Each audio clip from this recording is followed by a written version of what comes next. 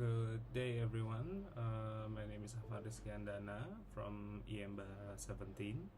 Today, I will present my thesis titled Navigating Technical Knowledge Gaps in IT Onshoring, a phenomenological study in XYZ, Indonesia.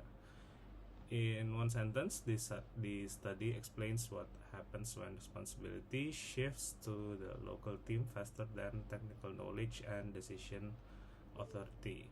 I will present the background, the research questions, the theory, the method, and then the key themes and practical implications.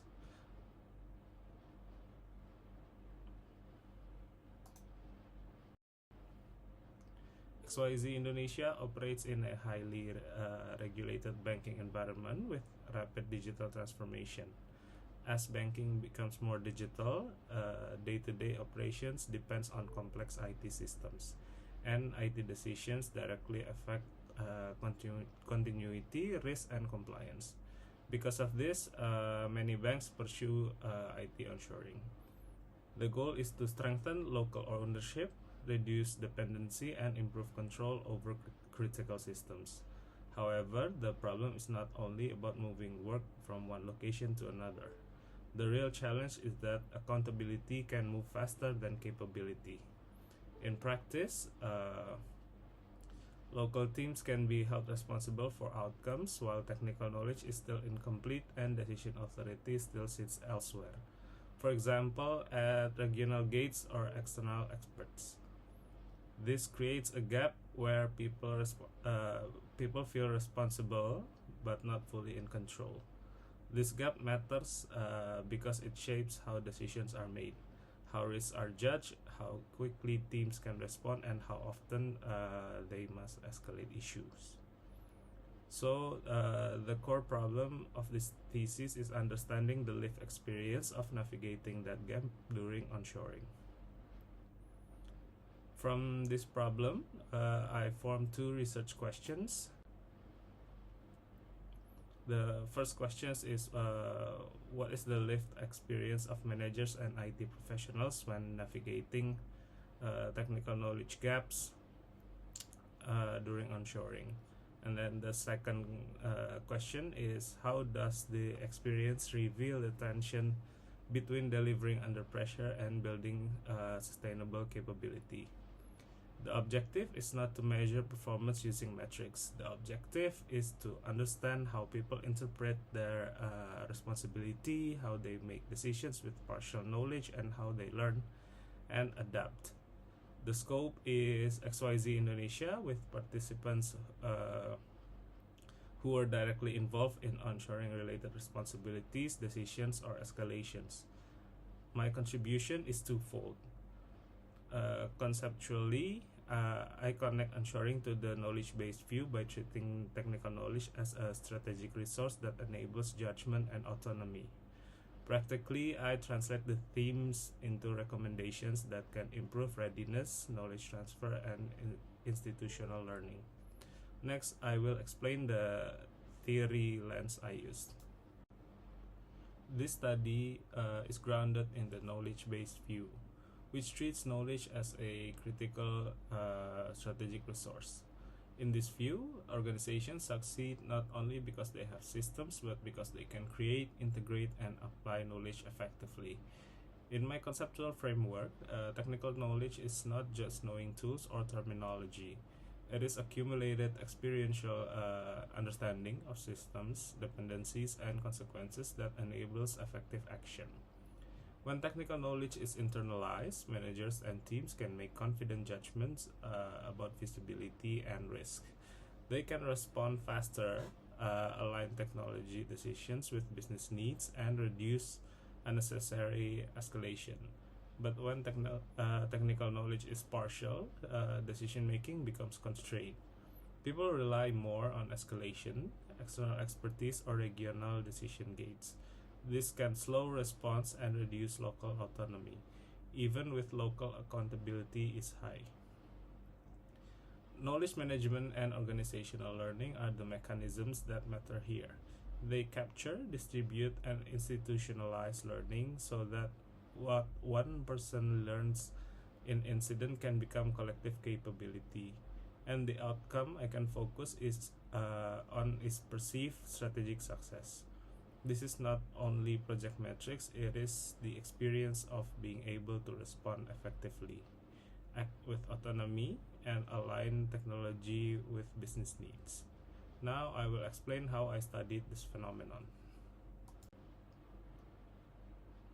This is a qualitative phenomenological study with an interpretative orientation. Phenomenology fits because the goal is to understand lived experience, meaning how people experience and interpret a situation, rather than to test a causal model.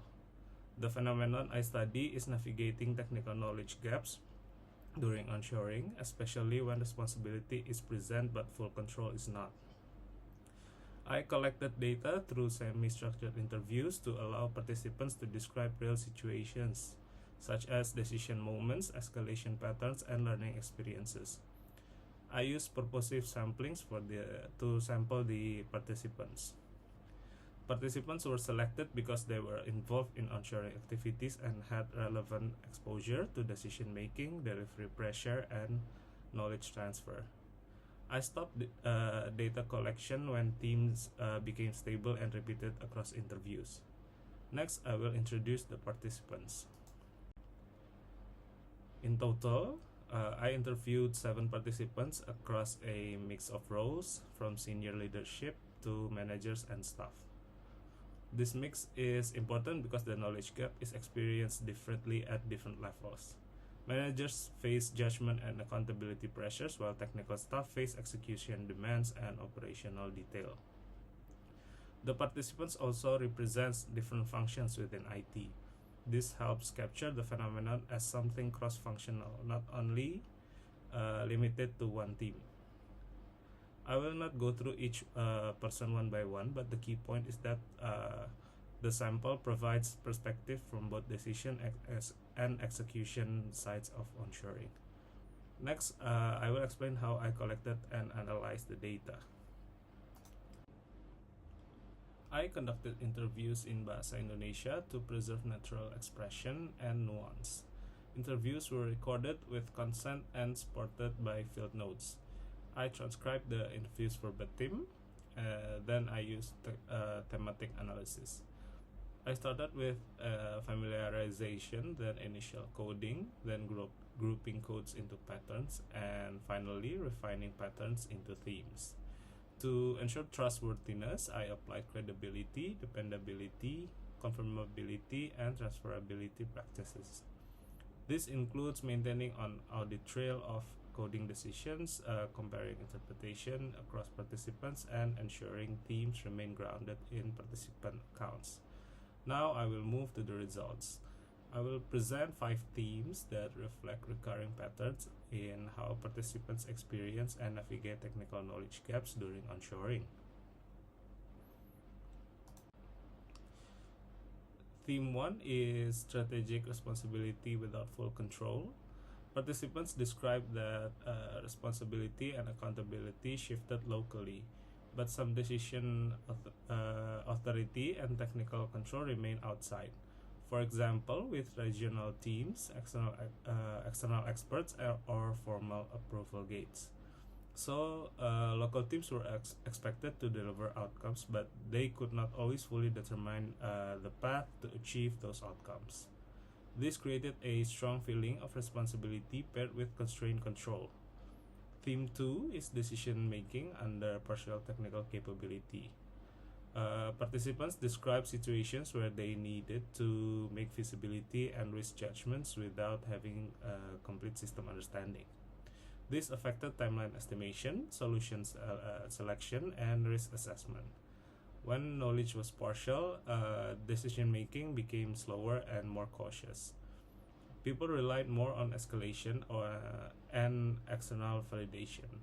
A key nuance here is that managers do not need deep hands-on execution skills, but they need enough technical literacy to evaluate options, challenge assumptions, and decide when escalation is truly necessary. Next, I will present the next themes without next themes about how capability develops and how escalation shapes autonomy. Theme 3 is capability development through exposure and experience. Participants commonly describe that capability grew through direct exposure to problems, incidents, and urgent delivery situations. Learning by doing was often the strongest learning mechanism. However, this learning was uneven.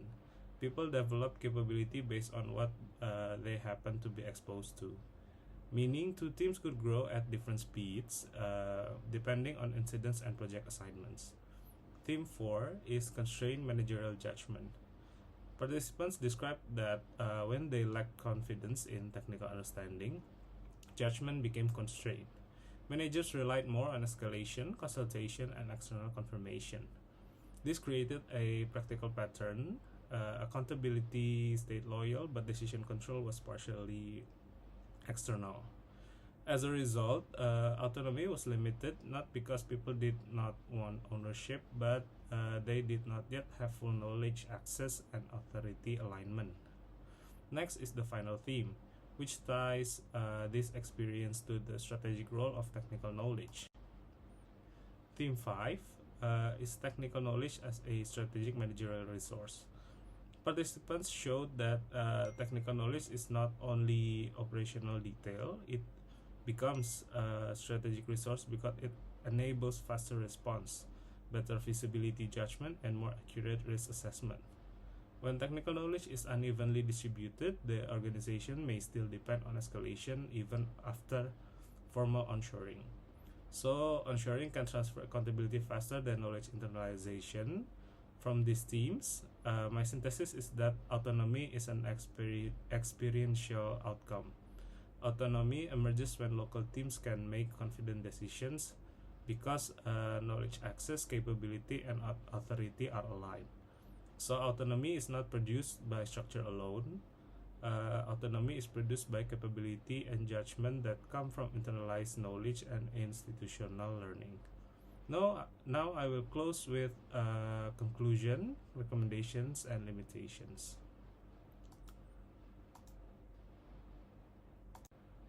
Based on these findings, there are three main conclusions. First, IT onshoring can move accountability faster than technical knowledge and decision authority.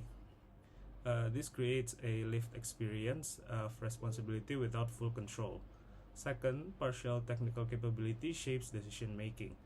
It increases reliance on escalation, slows risk judgment, and encourages short-term fixes under delivery pressure. Third, capability does develop, but it often develops reactively through incidents and exposure. Without